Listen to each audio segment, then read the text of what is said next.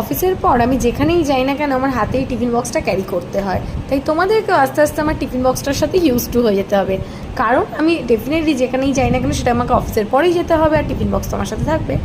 By the way, সেদিনকে আমি চলে গিয়েছিলাম চন্দ্রানী পালসে আরভির বার্থডের গিফটটা কিনতে। তো এত কিছু দেখে আমি তো জাস্ট মানে কি বলবো, তো ফাইনালি আমি কানের টপটা চুজ করেছিলাম ওর জন্য, এটাই কিনেছি। দেখো কি সুন্দর বক্স, ছোট ব্যাগ। পার্সোনালি আমারও কানের টপটা প্রচণ্ড পছন্দ হয়েছে, ডেফিনেটলি আমার পছন্দ হয়েছে বলেই আমি ওর জন্য কিনেছি।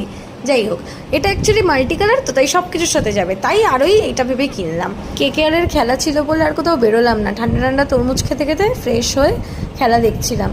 খেলা দেখতে দেখতে এক্সাইটমেন্টের চক্করে আমি না তরমুজের একটা দানা গিলে ফেলেছিলাম। আর ছোটোবেলার কথা মনে পড়ে গেছিলো যে পেটে নাকি ফলের দানা গেলে পেটে নাকি সেই ফলের গাছ হবে।